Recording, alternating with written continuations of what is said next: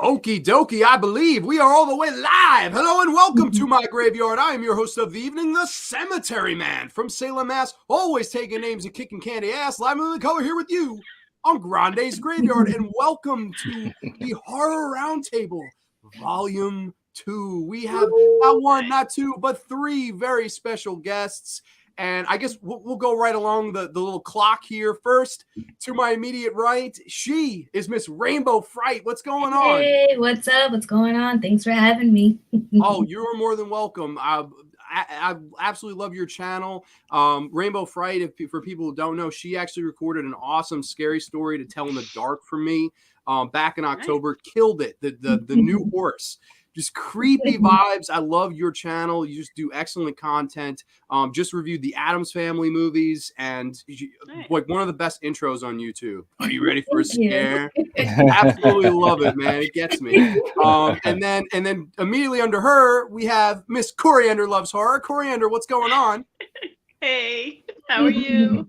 I am wonderful. It's good to have you on. I'm so happy to have you on tonight. Yeah, anytime.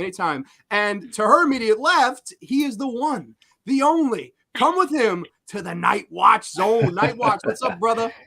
What's going on, man? How you doing?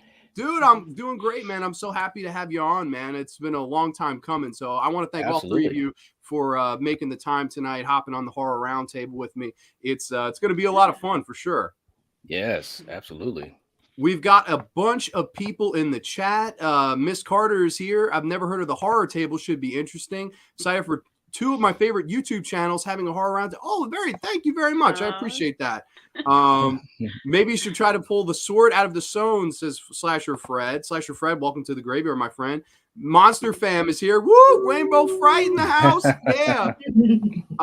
Brandon Bozarth. Wow, a lot of names I've not seen before, so I don't know. Woo! Hell yeah. Matteo Appendino is here. Ciao Grande. Good brother. John Day. Falcom Adams in the house. We got a bunch of people. Sam Ham Gaming. RainbowFRIGHT. Oh man, Rainbow, you're over as hell. Excellent connection so far. Oh yeah, no, the connection last week, I had like Kmart connection, man. It was bad. Oh wow. It was really bad. But before we get into the roundtable and the discussion here, I figured we'd throw a couple of getting to know you questions out of the way for people who don't know you. Granted, you guys have brought quite the crowd, so I appreciate that. But first and foremost, I guess I'll go the other way this time. Knight, let me ask you a getting to know you question. All right, Matrix getting to know you question here. Red pill, blue pill. Red pill, you can get your dream job tomorrow at a great salary. Blue pill, $5 million tax-free tomorrow morning. What are you doing? And why? These are the questions. Wow. I think maybe the first pick, because the dream job, that would be more fulfilling. Okay. And what would that dream job be, if you don't mind me asking? Well,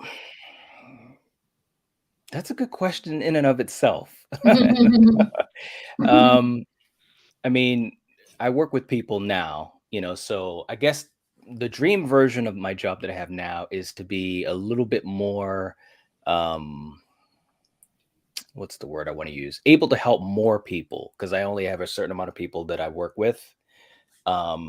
And sometimes I'm with those people for a couple of years, and it'd be great to be able to work with a much bigger crowd of people. So the dream job would be able to be successful in that and being able to help more people. I think that would be the way to answer it. I like it. I would take red pill too. Same here, man. Dream job, dream salary. Happiness is more important than money to me. I agree absolutely. Absolutely. Coriander. Now, this is, I think, of the three, to me, this is the hardest one. All right. Oh, and you're giving it to me? Well, I don't choose these things. This is just the order I'm going in here. Okay. So you can go out to dinner with any two people, horror celebrities, alive or dead. Who are you going with? And most importantly, where are you going to eat? I don't get another one to choose from. Shit. Okay. Wow. It's tough. I know. That is tough. So one year at a convention, I met Robert Englund, and I would love to have dinner with him. And the other one, I think would be Jamie Lee Curtis would be my other pick for the other celebrity. Yeah. Nice. Love it. Great pick. And what was the other one? Where we'd eat and what? Yeah, where are you going to eat with Freddie and the final girl, man? I gotta hear this. I like how you said that. Right. The final girl. Right. The final girl. You know, if I had my way, I'd love to cook for them. It's more intimate, and it would be like the best thing. Yeah, have them in my house and cook for them. That's what I'd want to do. Cooking for Freddie and Jamie Lee, that is amazing. Yeah. What would you cook them though? I would have to find out if they're into, you know, Italian food. I could do that. Seafood, I could do that. Whatever. Yeah. I love it. I think that's great. That'd be so cool. Those three at a table, that is like amazing. Right. Mateus would go with Argento and Vincent Price. I guess with Argento, maybe we get an Italian food. I don't know. Jennifer Lee is here. She says, hi, everyone. And so is the insane one. Hello there. Hello, guys. Hey. Good to see you all. And Rainbow, the last getting to know you question. All right. This is, I think it's a slightly easier, but I don't know. If you could have one superpower, what would you pick and why? Oh, okay. A superpower. For right now, I'll just go physical and say I wish I could fly. Okay, saving some gas money. I hear that. Saving some gas money. I hear that. Dude, the gas money right now, the gas prices are high. I don't blame you. I would fly too. I don't want to pay no more gas, but no, I like that. Yeah. I would want to say read minds, but like I'm kind of on the fence with that. You know, do I want to know? Let people have their thoughts. Their thoughts, you know, don't define them or forever. So, you know. Yeah. No, and I think there's more suspense in not knowing and like thinking and guessing, you know. That's sure, what keeps it fresh, I guess. Fever Dreamland Theater's in the house. Hey, the gang is all here. What's up, everybody? Anthony, what's going on, good brother? What's up? Hello. What's up? He said, Slasher Fred says, I would go out with Elsa Manchester, who played the bride in Bride of Frankenstein. Very cool pick. Nice. Dinner with the Bride. I love it. But yeah, no, I figured I always love doing those. And I was like, 3 guests, I'll do 3 questions, you know, get those out of the way. Always fun kind of, you know, starting questions. But this is the Horror Roundtable. And if people in the chat are not familiar with what the Horror Roundtable is, basically the format is we go around roundtable style, and each one of us has 2 topics for you guys tonight. We've already discussed what the topics are going to be, so we're a little bit more fresh on these.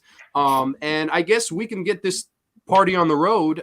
If anybody would like to kick us off, my guests, any of you guys can kick this thing off. Well, I guess I'll start. All right. Unless someone else wants to. Well, my big thing is, I mean, obviously we're big fans of horror, and I think that from my experience, most times people have a very personal connection to horror. You know what I'm saying? Like, you know, if you had something that happened in your childhood or so forth. So my question is, what makes you so connected to horror? You know, what about it makes you so passionate? And I always love to hear those types of stories, because my story is pretty well, at least to me, pretty interesting. So I'd love to hear what you guys think about that. That's a great question. I can remember way back when I was a little kid and going to my grandmother's like vacation house in Pennsylvania. And they had this little like hole in the wall, like 48-hour video store that I would go to. It was like the shithole version of a Blockbuster Hollow Video. Like it was not the greatest looking thing in the world, but it was my kind of store. And I loved it. And I remember walking up and down the horror section, just looking at the covers, just not even knowing, you know. And then I got my hands on the original Friday the 13th. I remember taking it back to the house, watching it, scared. And I remember my mom was with me, and I was terrified. And like from there on out, I fell in love with it. I loved the feeling of being afraid and in a safe environment. Exactly. And it honestly, like when I watch that movie now, it almost can take me back to that era, that time in my life. Like even the details of the house, stuff like that. It's just, I don't know. It's the little things like that what brings me back and can reminisce down memory road about all the like nice memories I have. That's a big reason I love horror. It kind of has that sentimental value for me. Yeah, I know what you mean. I have a similar story to that too. Yeah, it's cool. It's really, really cool. How about you ladies? For me, it's not necessarily a big story or, a big experience. It's more of just like a collection of things, and just thinking about it now and starting my YouTube channel, because it's something that I obviously thought about, because I had all these ideas of what I wanted to do for my channel. And so just horror films. I mean, I love films in general. I became a filmmaker when I was 16, and horror films were the things that I liked to make the most. And I just liked just horror films, the best. And I've been watching them since I was really, really super young. Like I've said before to other folks, I don't even know what my first horror film necessarily is, just because I was watching them from like under 5, and it was just there in my life. And I forgot where I was going with all that, but basically, yeah, I've just always loved horror films. And yeah, like you said, like the way it makes me feel, and I'm doing it in a safe environment. It kind of goes with one of my questions that I've asked you guys that we can go into more later. But yeah, they've always just been my favorite genre, and most of my favorite films are horror or thriller leading, So yeah. Cool. Nice. Coriander.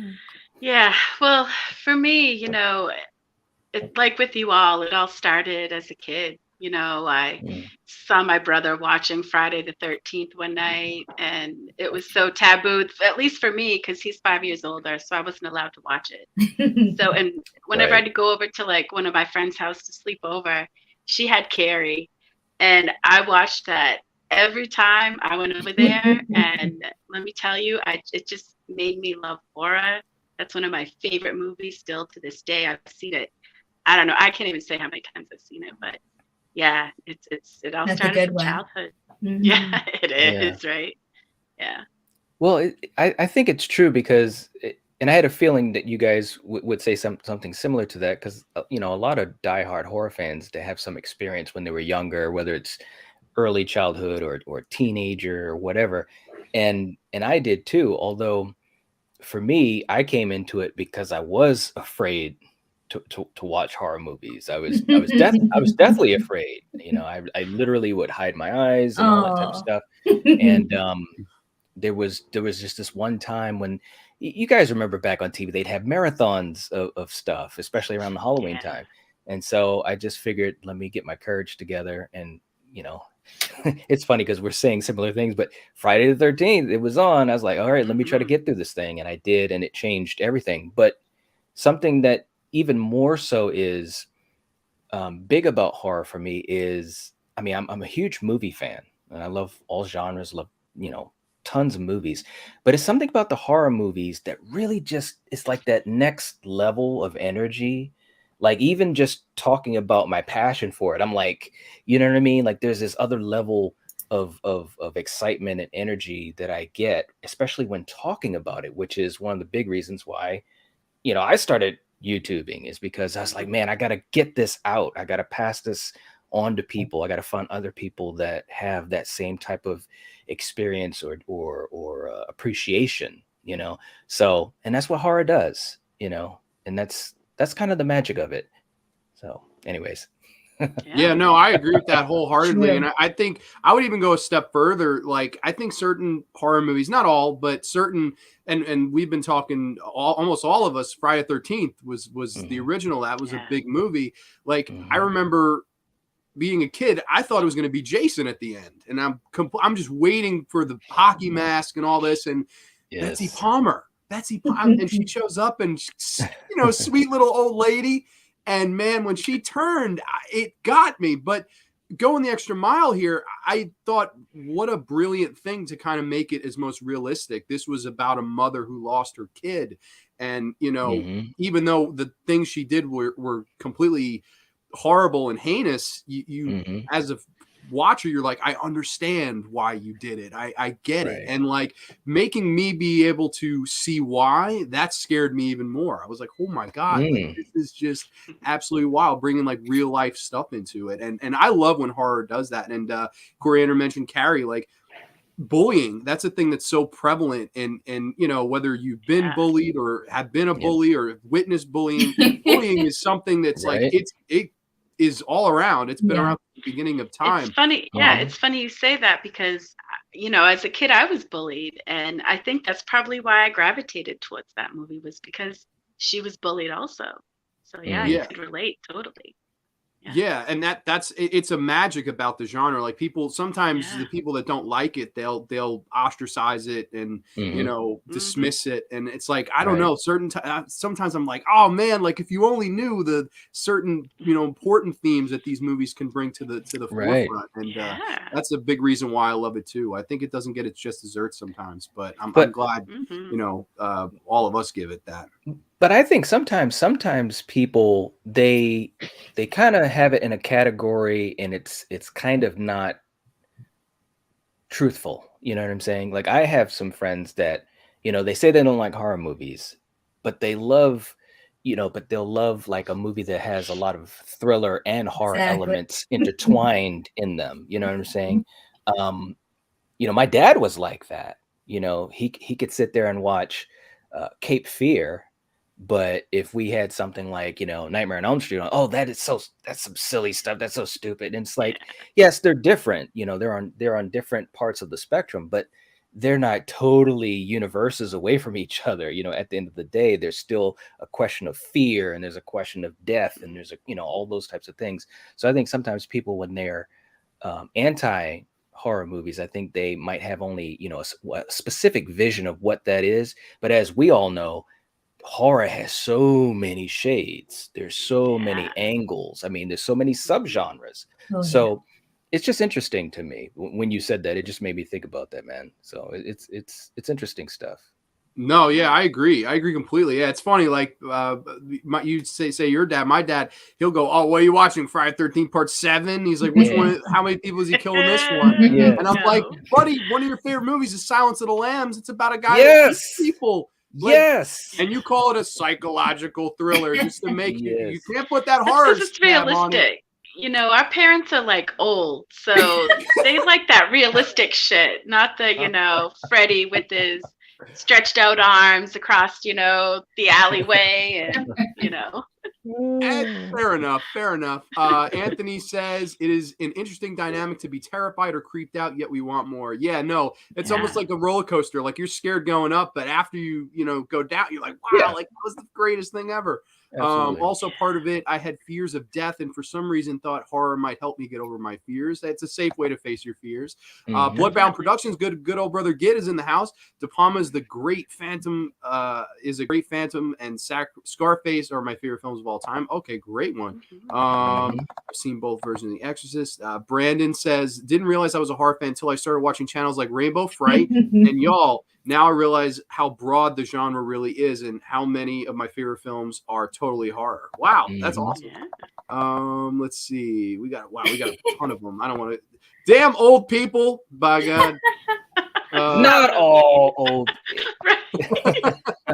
Come on. Shit. I don't know. They're not all bad.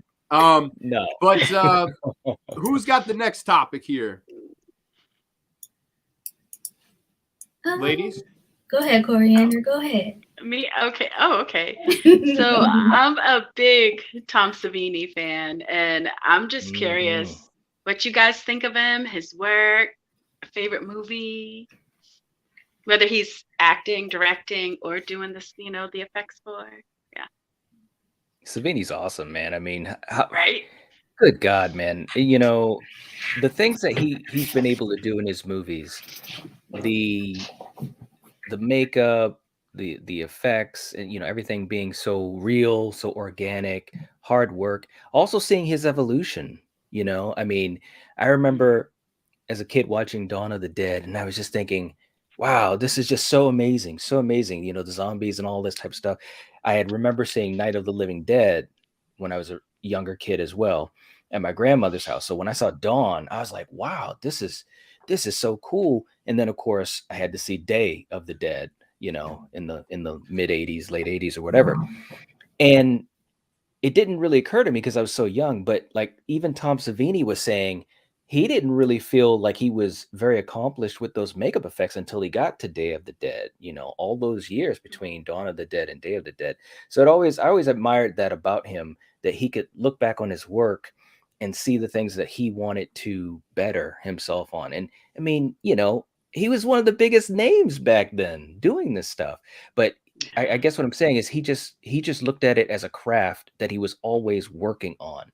And I love that about him. And so much of his work to this day, I mean, and we've talked about so many of his movies to this day, so much of his work is still so amazing. Like you couldn't get that with CGI even. And I miss that. I miss having a lot of artists like that. I mean, obviously it was a different time, but anyways, I love Tom Savini. He's just amazing. Yeah, I love him too. I think like, and you mentioned Dawn of the Dead. That's my all-time favorite movie. And when I think of Dawn of the Dead, he really might be the most important part of that film because like he did all the special makeup effects. He did almost all the stunts. Like if you watch that movie closely, when zombies are flying back, it's Tom Savini just, doing a back bump or something. Just absolutely wild. And even thinking further, I always loved that Dawn of the Dead, the zombies were like blue. And people hate that. And I know he even hates that. He's like, oh, it didn't come out how I want. I want it to be like gray and, gross. And, they're blue. But to me, it adds to the whole feel and charm of Dawn of the Dead. That's the heart of the movie. It's like it's a comic book come to life. And I think a lot of that is because of Tom Savini. And we can all remember the Creature and Creep Show. And the outstanding gore. Favorite. Yes, I love Creep Show. Yes. I think Savini's the best, and I think Night, you hit the nail on the head. There's not as much of a charm to CGI. Like when I listen to Tom Savini interview when he discusses, I went to the theater and I try to pick out a person to see their reaction of horror. I don't think that really happens anymore. Like, a guy like Tom Savini who loved his craft, that guy just brought a lot of heart to everything that he ever touched, I think. And I love Tom Savini. I'm a big fan. I would say Dawn of the Dead's my favorite movie from him. Nice. It's a great movie. It really is. But you're right. It's not as much of that charm. Like back in those days, and not to say that was the only good time of filmmaking, but we just heard a lot of stories like that. I used to hear stories about Bob Shea, head of New Line, would go to the theaters when Elm Street was at its, in its nice run. He would go to the theaters to see people's reactions to the movie. It's like, who does that anymore? I mean, maybe some people do in some of these movie studios, but I haven't heard anything. But it was a cool time. It really was. Yeah, one of my favorite movies from him would be Creep Show and Creep Show 2. Those were some of the films that really got me into horror under 10. And so, thank you. And so, and then part of that question I got was, how was this a golden era in movies? And I feel like, he came about in a time where, we hadn't really seen a whole lot of special effects just yet. Film was still pretty new, and seeing that kind of gory stuff was fairly new. And even in the 70s, what they did then, they still do today on set in 2020, some of the same techniques. And like you said, he's just been doing the damn thing, from the beginning and just evolving with the times, but still staying true to what started it all in the first place, So, yeah. Absolutely. Nice. Absolutely. Savini the master. Absolutely. Yes. You got to call him the master. I mean, like, it's just crazy. But I love Savini. I love Savini. Stan Winston was awesome. Rob Bottin, they're just Rick Baker. I mean, Rick Baker, American Werewolf in London. I mean, come on. These guys did amazing work. And so much of their stuff still looks great today. I wish CGI was still like that.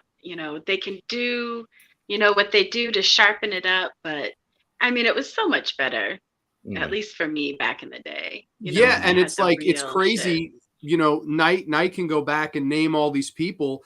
I don't think I can name one person that works on CGI. Like it's not the same. And not that I don't want to discredit what they do. I honestly don't know anything about creating CGI or whatever, but Mhm. it's just not.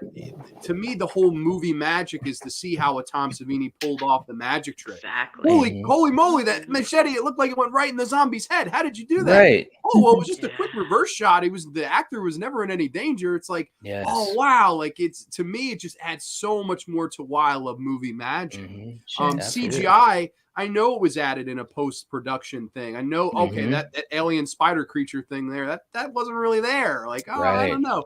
It's the little things like that that Yeah. go such a long way, at least to me. It It does is, and like, Go ahead. no, go ahead. No, go It ahead. depends on the story too, because yeah, CGI can feel a bit impersonal, but if it's something small or if it doesn't really take away from the story that's being told, it could be done really well. But if you're in Mhm. for a movie and you want to see that kind of stuff, the practical effects, and you want to see the squirting of real life stuff coming out of actual, limbs and things, and that's one thing. But I think they can be equal, but when you're trying to do just a bunch of zombie stuff and it's all CGI, then it is kind of like, yeah, like a video game. And I'm not really probably trying to see that. I want to actually see humans, running around like zombies, So, yeah. Yeah, that's a good point. I mean, it's like in The Walking Dead, we've gotten to a point where, Greg Nicotero, he came from that house of Savini, and he does great stuff nowadays. And the zombie makeup and everything is probably, at its zenith. But even for them, they'll have a little bit of CGI to like smooth out stuff to help with the bigger effects, and that's okay. I don't mind that too much. I think that's a good example of how you can still have a marriage between practical and CGI. You know what I'm saying? But again, there was just so many. When you think about those movies back, in the 80s, the early 80s, mid 80s, and that they didn't use CGI, and you see some of the stuff that they were able to do. It's just it blow in The Thing. When the head starts sprouting the spider legs and stuff, like how did I still watch them? Like, how did they really do? And I've seen the behind the scenes stuff 1,000 times, but it's still marvels. It's still like a marvel to me, like how it was done. It's just hard work, a lot of blood, sweat, and tears, man, and it's admirable. Absolutely, I completely agree. Mm. We just got a couple of comments here before we get to the next topic. The mayor says Savini is the master. Met him at Texas Frightmare Weekend a few years ago. The mayor, what's up, big brother? Roaches plus Savini plus Creepshow equals poetry. Completely agree with that. Real cockroaches now, like right? To me, if I was an actor, I don't know, man. I don't know. Really, with cockroaches? See, I'd have a problem with spiders. Cockroaches, I think I'd be okay. Real cockroaches? All those cockroaches in that episode of Creepshow? Hey, as long as they get them off me, yeah, I'll be okay. You are braver than I am, Coriander. Yes, you're braver than me too. I don't think so. Well, see, that's why I love horror. I need to find something that scares me, and not much really scares me. So, yeah. We're I don't know what it is. desensitized. Spiders, okay. So Arachnophobia, Eight-Legged Freaks, Tarantula. These are good movies to avoid, Coriander. Savini is a legend. The arrow in the neck from Friday the 13th and Captain Rhodes getting torn apart in Day of the Dead are highlights. Completely agree with that. Savini is sex machines. Still need me a gun like that. From Dusk Till Dawn. Absolutely. I love that movie. Shame New Line churned out some horrible. Yeah, that happens. It happens from time to time. Right. Reagan McNeil, Exorcist is here. I believe a chronic watcher of the Nightwatch Zone. I like original Universal monster movies. Okay, and Miss Coriander. Yeah. Hey. So all right, next topic. Rainbow, what do you got for us? All right. So to kind of keep going with that theme, do you think that watching horror films helps with mental health? Like, how do you think watching horror films benefits or, doesn't benefit mental health? Well, if I could start, yeah, I mean, I think it's good with like if you're anxious, if you've got anxiety. I think if you pop in a horror movie, that's going to help you. Like you kind of talked about earlier with your fears, I think that can help with you kind of overcoming your fears. Yeah. And even, it depends really, on who the person is, if you should be how your mental stability is if you should be watching horror also. Sure. But I think horror, you know, it can, like I said, if you have anxiety and you pop in a movie and it can completely take that off your mind, and I think it can in some ways. Yeah, definitely. Cool. How Yeah. about you, Knight? Go ahead. Yeah, I mean, it's a good question, and I agree with that, Coriander. I think for some people, it definitely helps with anxiety, and like I said, it helped me with overcoming fears and stuff like that. And it's funny because I work in the field, so and I know some folks that they see a lot of the artistry in horror. I have a person I work with, who's a great artist and does great stuff, and is really inspired by horror movies, and especially around Halloween time. I mean, this guy, he goes to town. I mean, seriously, should be having a business of his own. So I think sometimes it brings out those types of things as well. For some people, it can help them with focusing. I've actually seen that with people where movies that have some type of mystery, or if it's a thriller or straight horror or whatever, it helps them with being able to focus a little bit better. For whatever reason, like you said, Coriander, sometimes it depends on the person and what they're dealing with. But I do think it can be beneficial. I really do, Yeah. Yeah, no, I agree with both of you completely. I think, when I think about my own like mental health and how horror movies affect it, it's like I sit down and try to watch horror as much as I possibly can. And a prime example, if let's say I've had a rotten day at work, maybe I'm just not feeling 100%. I can put in a Dawn of the Dead or any movie that I like, a Texas Chainsaw Massacre. And, about an hour and a half later, I just completely forget why I was ever sad or frustrated or mad in the first place. And like, to me, it's the most beautiful escape that there is. There's like, and to me, I can get lost sometimes in the performances, to me, Angela Bettis, to me, one of the great actresses of all time, doesn't really get her due. I remember I was going through like a bad breakup when I first saw May. And that movie, like if you've seen May, like that movie has a lot to say about relationships and rejection and, heartbreak. And I watched that movie and I was like, man, I thought I had it bad. Nobody had it quite as bad as May. And I don't know, putting that thing into perspective just sort of made me feel better. And I don't know, certain horror movies that it works like that for me. Sometimes just dumb fun popcorn movies. Watch Jason pick off a bunch of kids. I don't know. It lets me turn my brain off, relax, and forget why I was ever sad in the first place. I don't know. It's kind of a magical thing in that respect to me. Yeah. Yep. Absolutely. Exactly. Like, I had just wondered, why people love horror so much, because it is such a fandom thing over comedies or rom-coms. And, we do have our people who are into the whole comic book world and animations and anime, but with horror too, you just have that fandom. And I was just curious, and I came across some studies that did talk about, how horror films do in fact, alleviate some stress and anxiety for those folks who do have problems with anxiety. And like you said, Coriander, it does harm some people too, because they have, the flight or, fight response to horror films, unfortunately. But for some folks who do have anxiety, it is incredibly beneficial. And I have that same experience. Like, I don't get too scared also like you. I just get really excited to see the things I'm about to see or experience the, secondhand emotions that the characters are feeling. And like you also said, John, the performances, I get lost in those. I'm just like, wow, so-and-so is just so amazing at what they're doing right now. They are just acting and being and, being, this person. And so, yeah. Absolutely. Totally. We've got a couple comments here commenting on this. Let's see. Brandon says, awesome insight, Nightwatch. Absolutely.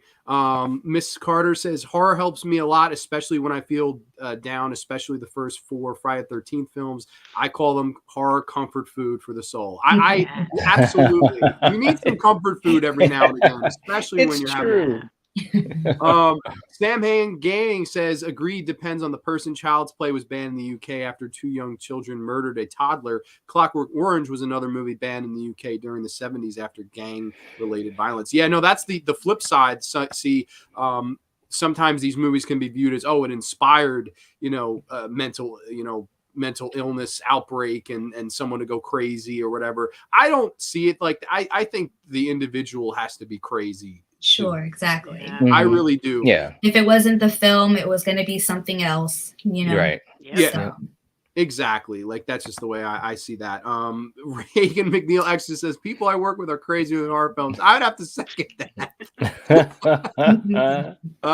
Horror brings a unique release for some people. Yeah, no, it does, because it's funny. Like, my friends sometimes, they're like, how can you watch that over and over? And I'll be like, how do you watch the 11 o'clock news? And I'll throw right back. Oh, no. To me, that's far more scary and real. And I'm like, depressing. Jason's fake, and the kids aren't really being killed. It's just an hour and a half. I have popcorn. I have a drink. I'm enjoying myself.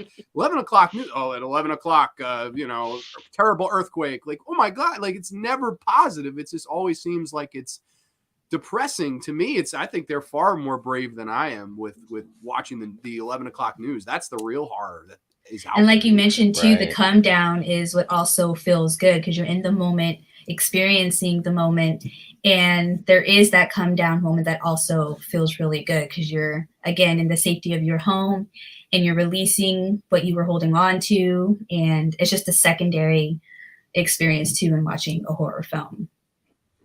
Completely agree. I completely too. agree. It's a healthy way to just sort of like, I don't know, Ride that enjoy- roller coaster. Yeah, and that's what's the most important. Neon Black Reviews in the house. Hey guys, Neil. Almost wealthy, man. Neil's been reviewing the Texas Chainsaw films. I believe he reviewed part 3 yesterday. Yeah. Awesome review series. And then Slasher Fred says, I read that the original Texas Chainsaw Massacre was also banned. Yeah, no. You could just throw a rock and hit a horror movie that was banned at some point or another. But, that is what it is. But getting into my first topic, I was interested because and I know Night and Coriander, you guys have been covering like more recent films. I know you guys did big Halloween Ends and Scream. I want to ask this question: the state of the horror genre right now. Where do you see it now? Do you think it's in a positive, middle of the road, bad, or do you think, what would you like to see with the horror genre moving forward for the future? What would you like to see it go over the next few years? You want to tackle that first, Coriander? Sure. Jeez. Okay. Yeah. So, I think horror right now, we're in a pretty good place right now. There's some great movies coming out. We have some great directors, Jordan Peele. You got the dude who did The Witch. Who did him? Who did that? Robert Eggers. Yes. I mean, we've got some great directors, and they're creating new things. They're not just adding on to like I want original. I love how people are adding on to Halloween. Like, I so enjoyed all the new Halloween movies. Scream, not so much. It's kind of a bummer that I didn't enjoy it like I did with Halloween. But I just, with even all that being said, I still think Halloween horror is at a pretty good place right now. Yeah. I can't remember what else you said. What else? Where would you like to see it moving forward? Would you like to see more original films, more reboots, or independent? Definitely like, where would original. you like to see the future? Definitely more original. Okay, cool. Yeah, original, definitely. Well, I was gonna say, I think it's in a pretty good spot. I think we're kind of coming to another crossroads though, because I feel as though, and one of my favorite horror directors, in the last decade or so, has been James Wan. And I think when he came out of the gate, with things like Saw and Dead Silence, and then into The Conjuring and Insidious, we had a nice stretch, about a decade, of things that were not sequels. You know, they were not sequels. They were not necessarily adaptations of a old TV show or anything like that. And I think that horror also kind of had a little bit more. We got a little bit more respect in the sense of, you know, you'd have, you know, bigger name actors joining into these projects and so forth, and actually wanting to be a part of them and so forth. So I think we had a nice era of that going on. And I think now we're, you know, maybe getting to a crossroads where, you know, we can either continue that or obviously get some newer directors into the fold. Like you guys said, Robert Eggers, he's great. Ari Aster, Jordan Peele, you know, people like this, Mike Flanagan, who's doing amazing work. I mean, we're enjoying so much of his stuff on Netflix too. So I think this is a place where, you know, we're going to see where we're going to go, in other words, because, you know, Halloween, and I love Halloween, and the original is one of my favorite movies ever. And I like these new movies, but obviously, you know, they made a lot of money, right? Exactly. So you know what that means. That means, especially with Friday the 13th, as long as this, as soon as this lawsuit stuff gets totally settled, we'll be seeing a new Friday the 13th, and we'll probably see a new Nightmare on Elm Street. Hellraiser is going to be coming on to streaming, and we got Child's Play, a series. So, you know, we still got a lot of, you know, sequelitis and reboots and remakes. And we're also getting to a point where they're going to look at more stuff from the golden age of movies, you know, the late 70s, the early 80s, mid 80s, even late 80s. So I think it's going to be interesting. I do like the state of horror right now, but I definitely appreciate original horror a bit more because I go into it blind. I don't know what to expect. If I sit there and watch something like, you know, like you guys were saying, The Witch or what have you, I don't know what to expect. Or Malignant. I had no clue what was going to happen into that movie. I mean, the trailer, I thought, let me rephrase that. I thought I knew what might happen. I thought that movie would be similar to, you know, some of the stuff that James Wan has done before. Yo, he turned everything on a dime when we got into that finale with the twist. Coriander, you remember, my jaw dropped. I was like, what? That's the type of stuff that I really, really dig, you know, and I hope we can get more of that. And I think we might. I think it's possible. I basically feel exactly the same way as you, Night and Coriander. I do like where we are. I like all the films that are coming out. And before, you know, I used to hate sequels or the idea of sequels, and I wouldn't even give them a chance.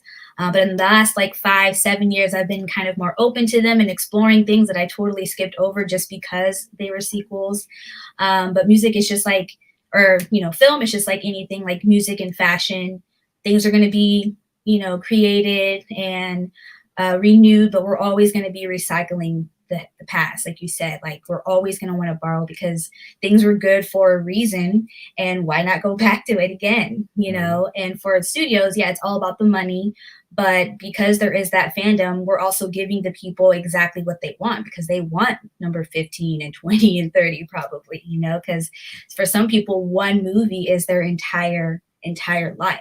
You know, and so they're just feeding those people, and like you said, they're trying to get that money. But yeah, I love the original stuff as well. Obviously, I love, you know, independent films just because they feel more personal, and you know, I feel like you can feel the fight in those films sometimes a little bit more. But I do love the multi-million-dollar films too.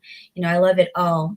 But as far as what's getting created today, like I'm enjoying, you know, what I'm seeing, but 2020 and 2021, I wasn't really able to keep up with a lot of new releases.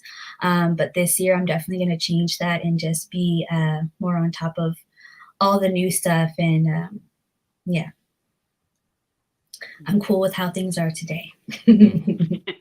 Yeah, no, it's funny. Like I look at it seems like the two major studios right now, at least like mainstream, it's Blumhouse and A24. Right. Yeah. And it's, you know, I with the reboots and stuff, man, I'm at the point now where I feel like it's a little bit oversaturated. Sure. Like there's a Texas Chainsaw Massacre reboot coming out, and there's, of course, you know, the Halloween and Scream, and it's like, how many can we recycle? Like, it feels like it's constant.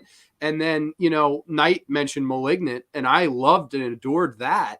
And I remember I went to see with a bunch of people, and they all, when it was over, they were like, well, that wasn't The Conjuring. And they were all kind of upset. And I was like, oh man, you know, I hope to go home and see rave reviews. Didn't really get that. And then you look at the box office return, the movie made like 5 million. And then Halloween Kills, which came out like right before or right after it, made like 90 million in its opening weekend. It's like, do people really want to see the original horror? You know, I'm still excited to see Malignant, even though I've heard all kinds of bad things about it. You know, I've loved his previous work. I just have a feeling I'm going to like Malignant, despite all the negativity. Yeah, it was. Like I said, it was. You know, I went into it too thinking, right. And I mean, the trailer, you know, this doesn't give it away, but the trailer, I kind of was thinking it was going to be something parallel to The Conjuring or something that had some of that flavor, and it didn't. And I was like, good, that's great. You know, I really enjoyed that because it was different. It was left, you know, of the field. And I think that it's one thing, like you were saying, John, I mean, like, you know, Halloween Kills, it made all this money. Malignant, it struggled. And it's just too bad because the studios see that. So in other words, I guess what I'm saying is we're creating that problem, not us specifically, but just, you know, moviegoers and the fan base. We're creating this situation. But I think it always kind of flips. You know what I'm saying? Like I was saying, I think, you know, we're coming to maybe a crossroads of sorts, you know, and just like in the 80s when we had sequel after sequel after sequel of good films, but, you know, with sequels, you got diminishing returns. All of a sudden, we had to flip it. You know, we had to get out of the slasher era, so to speak. And I think that will happen at some point. I don't know when, but I think it will happen soon where they're like, okay, we gotta get some newer stuff in here or some newer ideas or a newer angle that's taken. You know what I'm saying? And yeah, I think that'll happen soon. Yeah, no, I hope you're right. And it's funny because like you can never expect that next movie. It's never like, oh, okay, this is going to be the movie that. No, it just these things organically happen. Like I look into the past, like the past maybe 3 movies to move the genre along. I would say, well, we can even go from like the 90s. Scream, that moved the genre along. Then I think, you know, and all these movies have, you know, polarizing, you know, opinions. Blair Witch Project, I think to me, that's a movie that made found footage the thing. It made, you know, horror scary again, you know, and then fast forward down the road. You found that movie scary? I did personally. I know a lot of people do. Wow. See, polarizing opinions. I think that movie's a joke, man. But I will say this though, it definitely moved the needle because you know, everything surrounding that movie was all about, you know, is it real? I don't know. And the marketing for it and the fact that they had just a little bit of money, they didn't really have a script. They'd like write little notes. Here's what you're going to say. Also, and what was scary too is, you know, when I watched it when I was like 12, 13, I thought it was real. Like a bunch of other adults and kids thought that it was real. And then when I found out after the fact that it wasn't real, I was pissed off and never watched it again and held a grudge against the movie.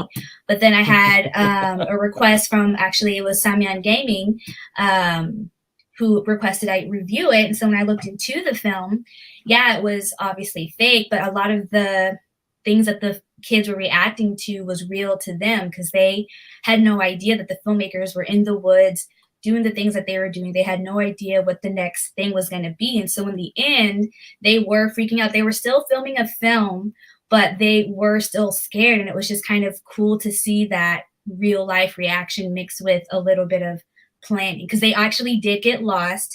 You know, they actually did lose the map and little things like that. They were really hungry. They were starving, you know. So just putting them, just thinking about just thinking about them and their mind state and putting yourself in their shoes just made it just a little bit scary, you know. So yeah, completely. I feel the same way. Like when I watched that movie towards the end, I always thought the ending was just so creepy. Yes, so like, freaking good. Like I remember, like I first saw it, I was like, "Damn, that was creepy," and it really, creepy. And you think about it, the amount of money Scream made, the amount of money the Blair Witch Project. People don't remember this. It was the #1 highest grossing independent movie of all time when it came out. Of all time. That's like crazy when you think about it, but that's how, you know, popular that movie is. And it was original. You know, fast forward to a Saw, fast forward to, I think, even though, again, I'm not a fan of Paranormal Activity, I think that's another movie that sort of moved the genre along. These movies were all original. They all made money, and they all got people, you know, talking about the genre. And that's, I think Knight said it best. Those are movies when the genre flips. I feel like we haven't had that movie in quite some time. I feel like we've been sort of stuck in that paranormal, you know, and we've had some good movies from it. Don't get me wrong. I love Insidious. I love The Conjuring, you know, the James Wan films. I think Scott Derrickson's put out some good stuff. I think the genre desperately needs that flip movie right now.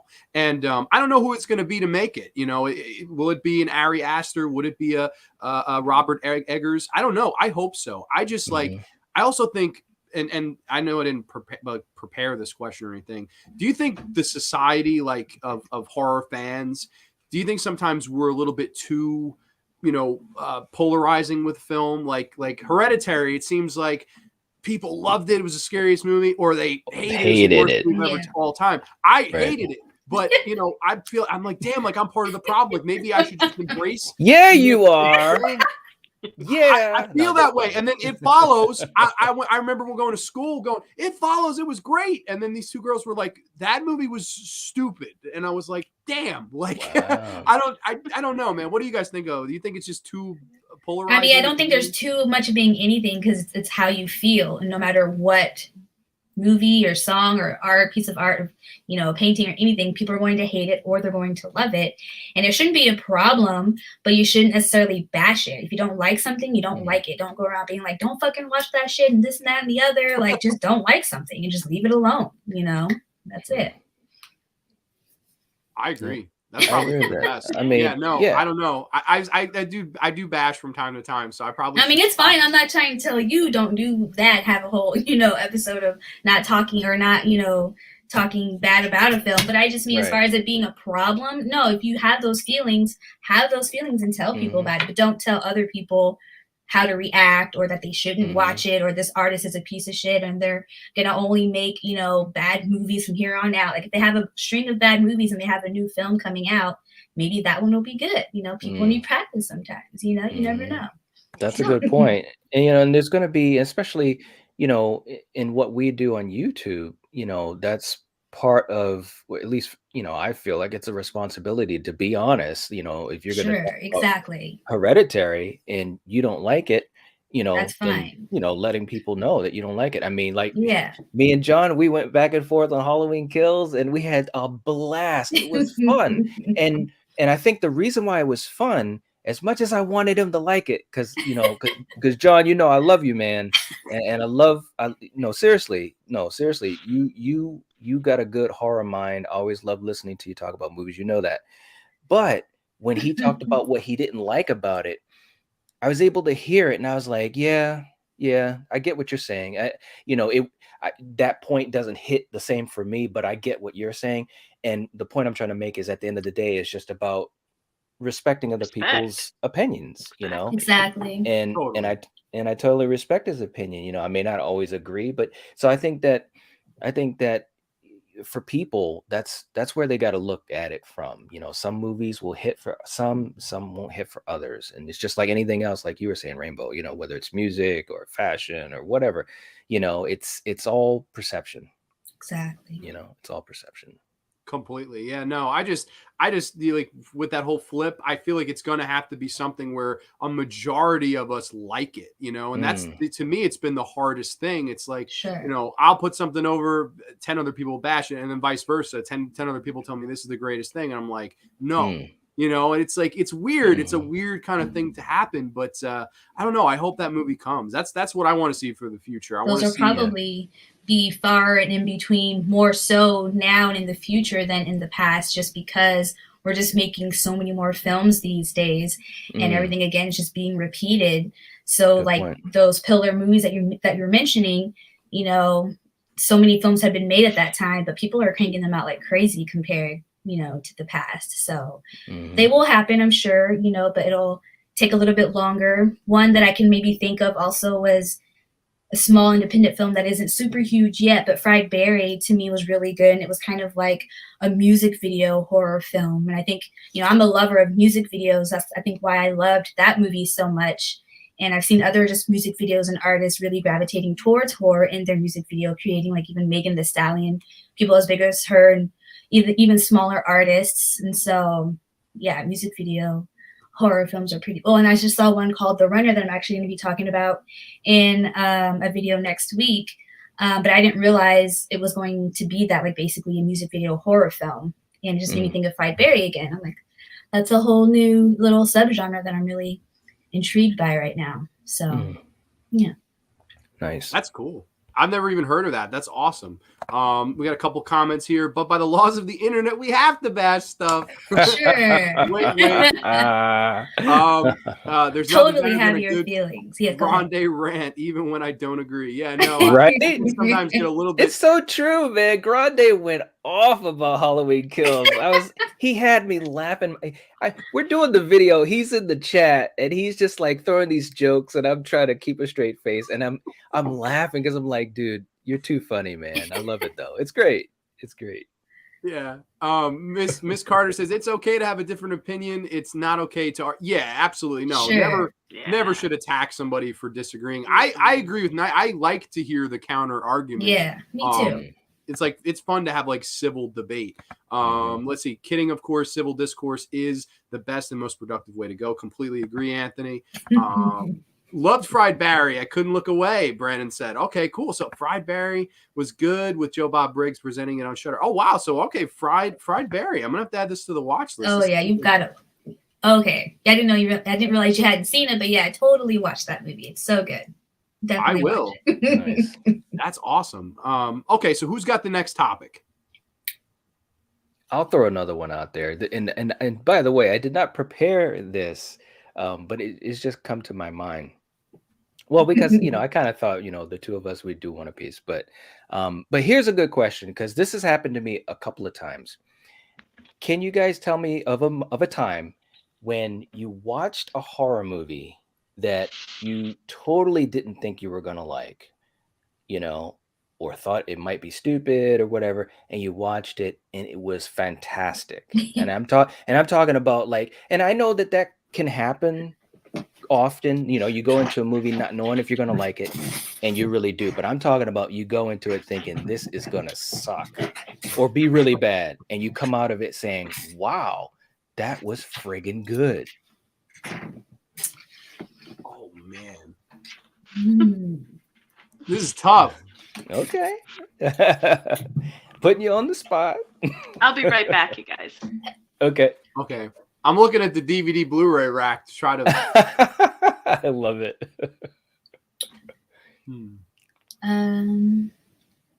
Probably Fried Berry, because I just went into it because it was on Shudder. I liked the colors, the neon pink and purple lighting, and yeah, I just was head over heels for that movie right away. Did not expect that at all.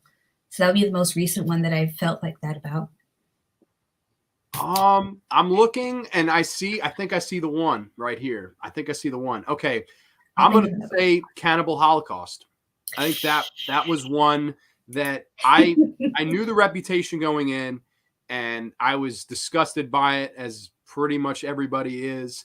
But then I sat down and I watched the movie, and the movie itself I thought was actually quite brilliant, because the whole horror psychology of the real true horror of this movie was not the cannibals. It was these like New York City film preps that entered the Green Inferno and started all of these heinous, horrible, disgusting, vile acts. That really scared me, because I'm from New York, and to see people from my home state just becoming these awful monsters before my eyes, it absolutely just blew me away. I thought, I thought it was going to be, this movie's trying to be shocking and it's trying to gross me out. No, not at all. I mean, it has horrible things that will gross you out in it, absolutely. But I think it's the psychology that Ruggiero Deodato brought to the table, and kind of turning the mirror in my face. Like, you could be a monster too. And that just absolutely spoke volumes to me. I love the original Cannibal Holocaust. It just absolutely blew me away when I first saw it. And I didn't think I was going to like it at all based on the reputation. Sure. Yeah, I actually still have to finish that one. I know it's telling a very important story, but the whole animal cruelty thing just got to me. It was just so hard because even just simulated animal cruelty gets me, but I understand the history and the story that needed to be told. Yeah, I definitely wasn't able to finish that one, but I will go back. Yeah, no, absolutely. And I can understand, like, anybody who couldn't like watch or get into that, I hear it wholeheartedly. And I was going to be one of those people. I was like, I don't need to watch. That's too much for me. Like, you know, these films with notorious like Serbian film and like, sometimes I'm like, I don't need that. But, you know, when I sat down and watched Cannibal Holocaust, I was like, wow, like I'm pleasantly sort of surprised that this thing was smarter than I ever thought it was going to be. The Void was a pleasant surprise. Oh, yeah. That's a good one. Brandon says Leprechaun. Yeah, Leprechaun would probably be one for me. Wrong Turn and Saw started new ideas. Okay, so that was back. I said this last week. For me, it's Cloverfield. Oh, cool. Okay, Mateo didn't think he was going to like Cloverfield. Ended up really liking it. For me, I would say Hostel. I am not a huge fan of anything torture related, but that movie managed to keep me engaged and conclusion really stuck with me. Yeah, no, you see, it's like I'm not big on torture films either, but you know, sometimes you don't know until you give it a shot. Be completely honest, I thought I was going to hate a Serbian film because of everything I'd heard about it, but was shocked that I really liked it. Yeah, no, you never know. You really never know until you see the movie. Slither, oh my God. Ooh, Slither. It's one of my favorites. A good one. It's a really good one. Slither's a really good one. It makes me also think of Society. You know, I just thought Society was just going to be whatever, but I really liked Society. And Slither definitely takes a little bit from Society. So it's awesome. Yeah, I love Society. Yes. Absolutely true. For me, and sorry about the internet went out. It's all right. For me, it's happened to me a couple times, and it's been different types of movies too. So that was the thing that was funny. One time it happened with me for Exorcist 3. You know, I was a big fan of the original Exorcist, and watched that movie a lot of times when I was younger, and had never seen The Exorcist 3 until, I don't know, I might have been, you know, in college or whatever. So, you know, and I watched it because there was nothing else on. And I was like, oh my God, this movie is so good. Very different from the original, but I just totally loved it. It was just one, and to this day, I mean, it's a favorite of mine.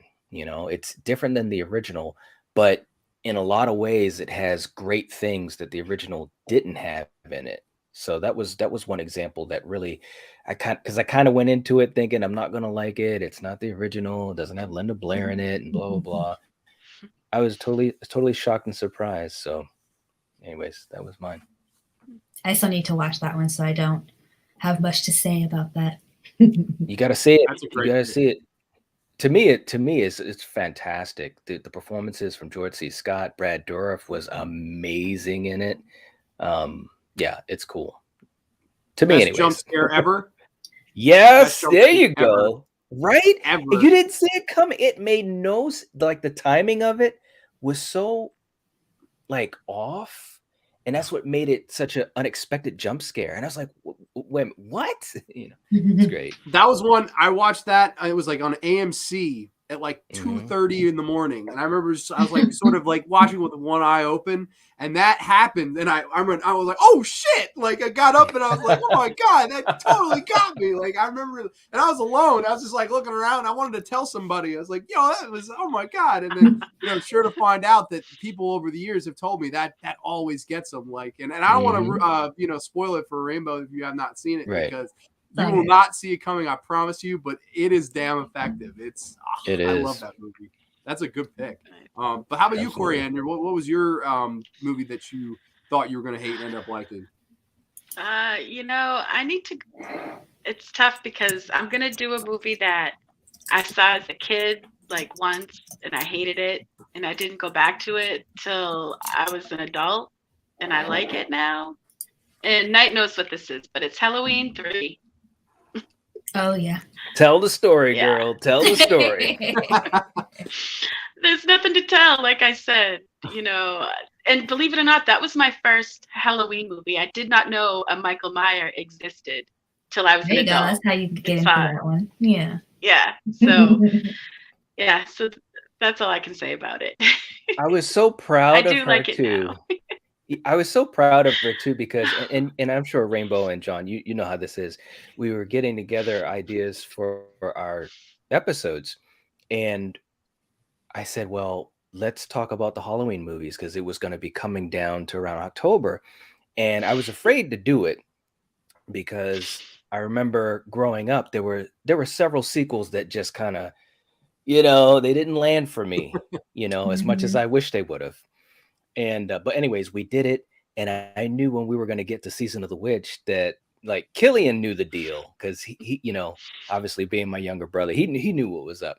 But Coriander hated the movie when we used to just in conversation talk about it, and I was like, oh man, she's going to totally hate this episode. She's not going to want to talk. We're going to be live, blah blah blah. But no, I really was feeling that way. But we always watch the movies before we talk about them. She watched it and she really loved it. I was like, yes, that is awesome. And that's a movie that when I was a kid, I didn't like either, because Michael wasn't in it and I didn't really understand what they were trying to do. And then in my 20s, I kind of revisited it and I was like, I like this movie. It's really, really, it's cheesy, but I like it. So good example, Coriander. Tom Atkins, of course, right? Tom Atkins, yeah. So he's the man. Come on. Yeah, he is. Absolutely. Great picks. Let's say Mr. Dan in the horror show, in the horrors in the hazy. What's going on, Mr. Dan? The build up to that jump scare was perfect. Totally agree. Anthony says, I love Exorcist 3. So glad to see you getting some love. Yeah, no, it deserves some love. Ouija Origin of Evil was a surprise for me too. Then I saw Mike Flanagan directed it and it made sense. Yeah, no, totally. I was surprised by The Dentist. I love watching people lose their mind. Really? The Dentist? That's one? I don't know, man. It's a good one. Dentist is Corbin good. Burnson. Come on. Corbin Burnson playing an evil dentist. Jeez. Right? That's one. I don't know. I haven't seen that in a long time, so maybe I'm due for. Maybe I should do a live commentary of The Dentist. Oh yeah. There you Yes. go. And The Dentist too.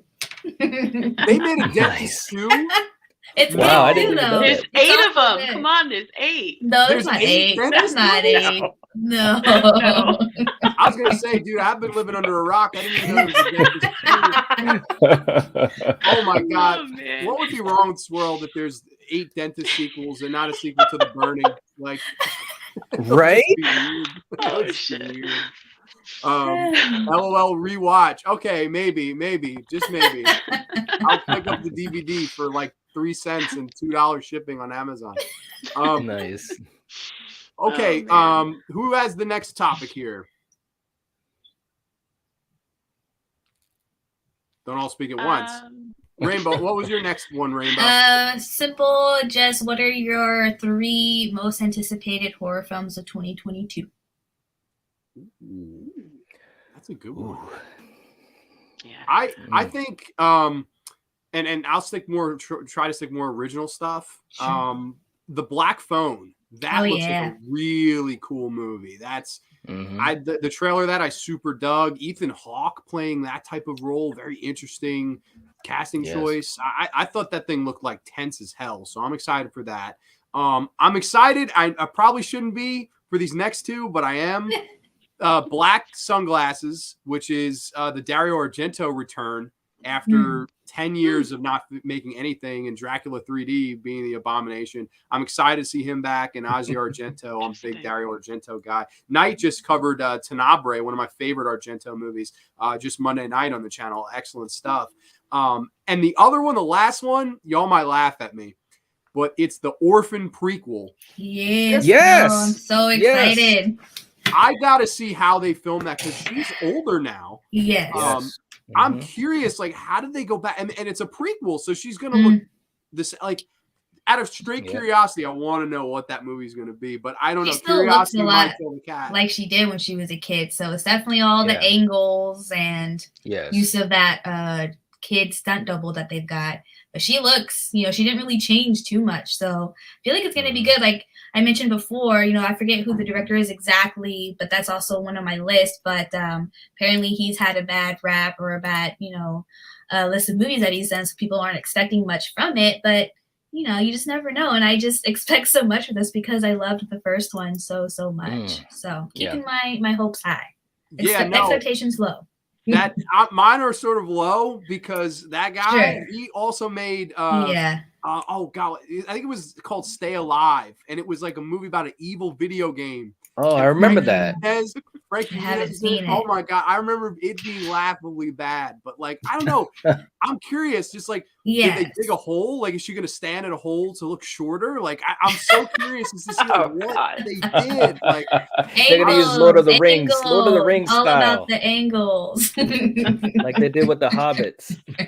They just make her stand in a hole and just like, okay, we'll shoot her from the waist up. Nobody will ever be able to. Exactly. You got it. Right? Just like that.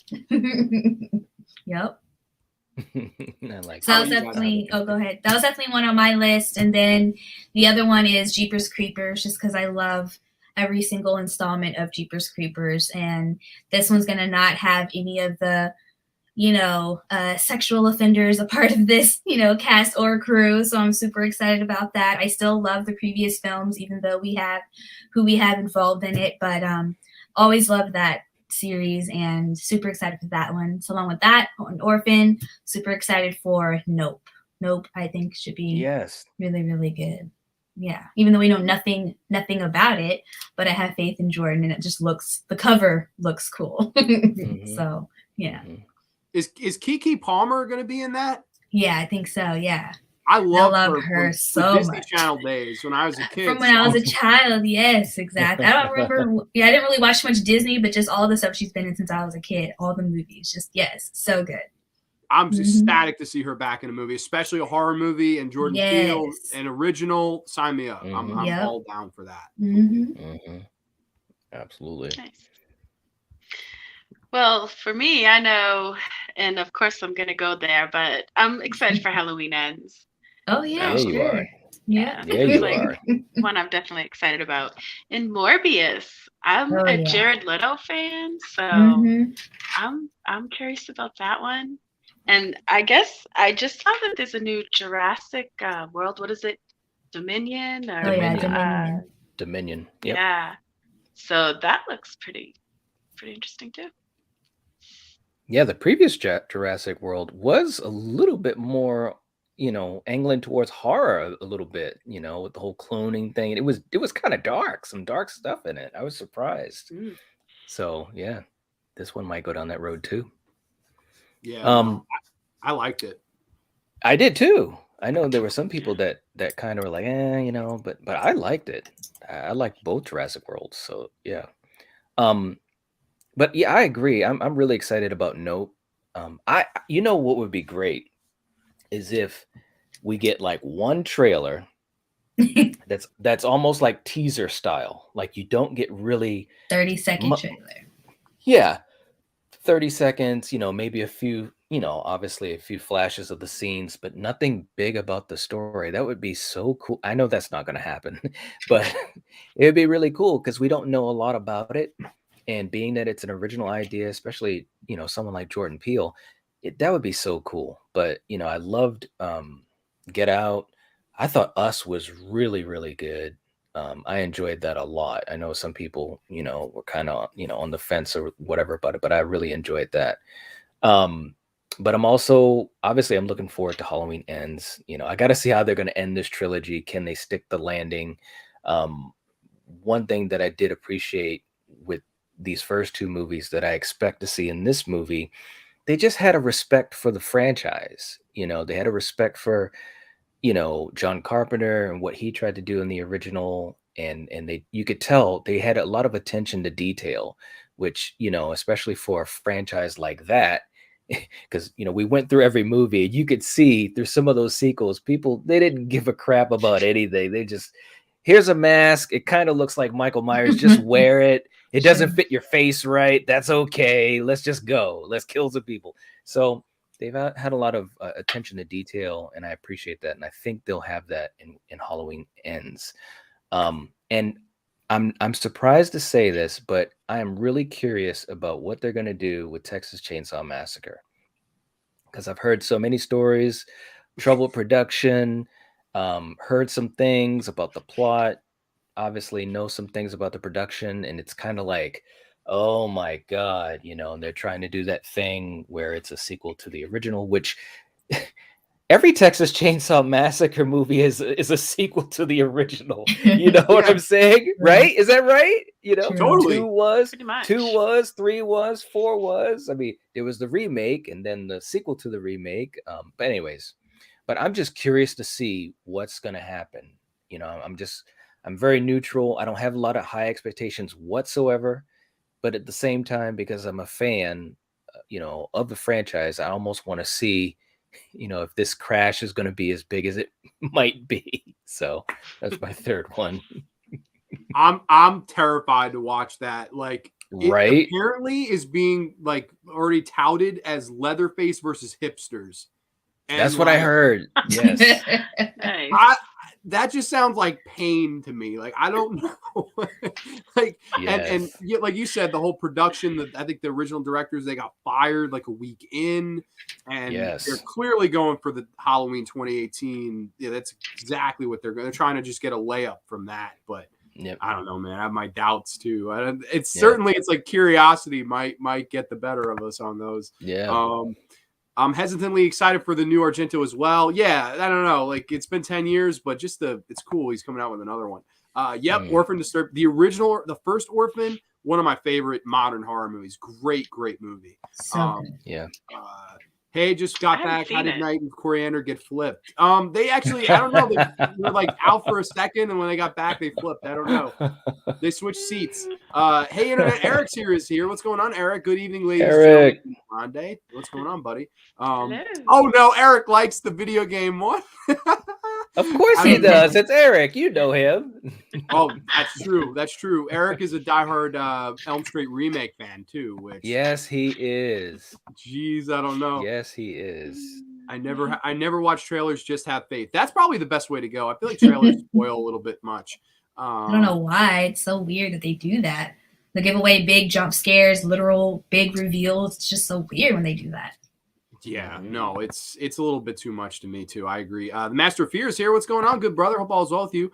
As long as Cuz does his thing, the new Texas Chainsaw Massacre could be good. Fingers are definitely crossed. Yeah, I don't know. Texas Chainsaw 3D. Do your thing, Cuz. By God, right?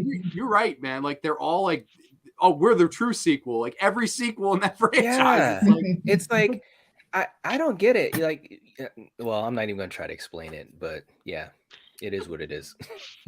completely. But I guess, okay, so my last topic, prized horror possession. Wow. Tuffy. I'll just go first because it's not going to be very exciting. I don't really have a whole lot of stuff. I've been a minimalist, sort of by choice and by choice for a while.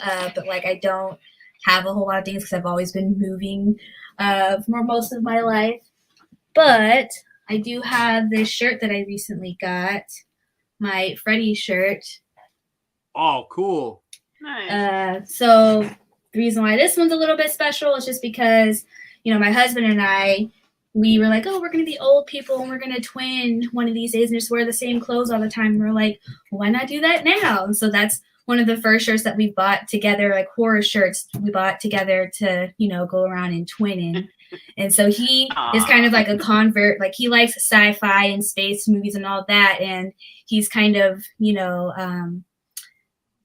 become a bigger horror fan, even though he's kind of already been a horror fan his whole life and just hasn't really realized it. So yeah, so now he's kind of coming to the dark side a little bit. There you go. Yeah. That's awesome. Well, for me, it's that package next to night of the Friday the 13th box set, the Blu-ray. Yeah, What boy. is it?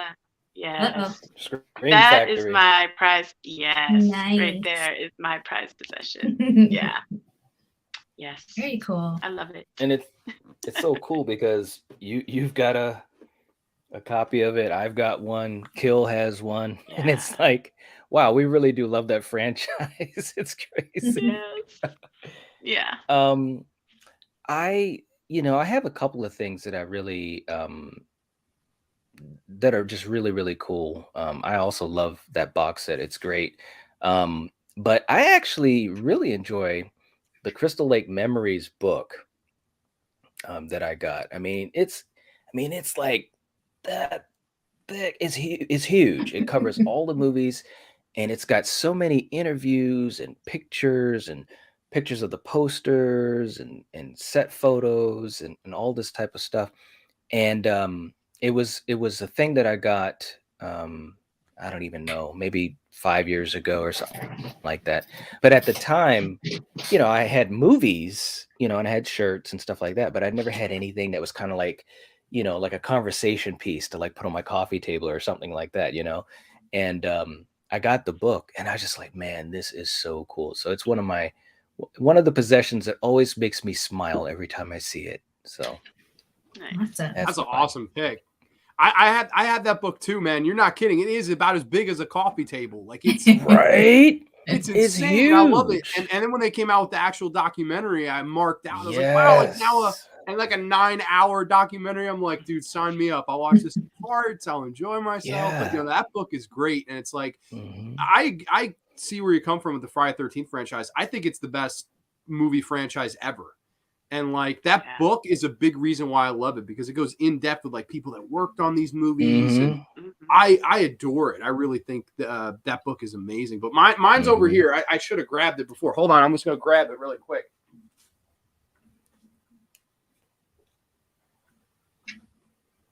I got it. Sorry, folks. I usually come prepared. But I left this on the other side of the room. There it it's is. actually a George Nice. Romero signed Nice. Blu-ray of Dawn of the Dead, my favorite movie.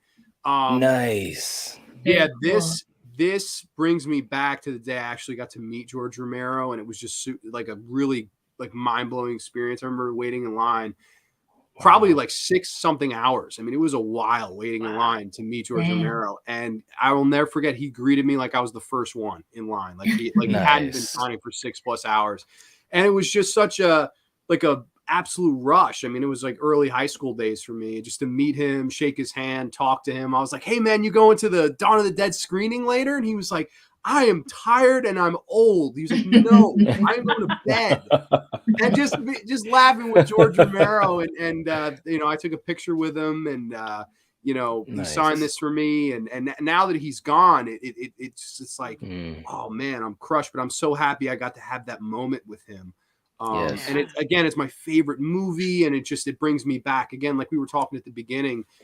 Sometimes sentimental value and walking back through memory lane through horror, it could bring you back to just a great place. And this, every time I look at this, I just remember that day and how happy I was to meet one of my heroes. So this is definitely mine favorite prized horror possession, if you will. That is really awesome. Yeah. Thank you. And those lines can be friggin' brutal. I know when I was waiting for Robert, it was like 3 hours, not 6, but I thought 3 was rough. Yeah, no, it was bad. Like I remember, like at a point we were just like in line, just talking to everybody about anything. Like it was just trying to have time. Exactly. You're like, so how about the weather out there? I remember weird shit. I remember Carrie Fisher was also there. May she rest in peace. What? And she was at the convention, and she stepped out to walk her dog. And like I'm just sitting there waiting in line to meet George Romero. And I look and I see Carrie, like Princess Leia, walking her dog. I was like, holy shit! Like I know you, like you the crazy hair, and oh my god! Wow. Like, so did you say you were in Mass? Is that right? You said. What'd you say? Are you from Massachusetts? No. So the whole story behind that intro, I'm from a town called Massapequa.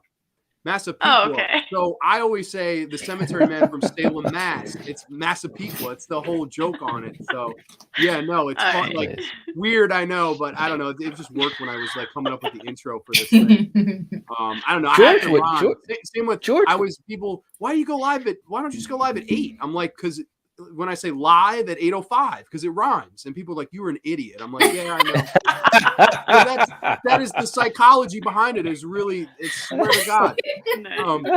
I have that Crystal Lake Memories book too. So amazing that they got everyone to contribute to it, even the bigger names to come to that franchise. Highly recommend. Yeah, totally. Really cool Nightwatch. Love behind scenes type stuff. And love coffee table books. Yeah, no, totally. It's a keeper. That is a priceless treasure. Thank you. Yeah, no, this is priceless. And I know it's funny.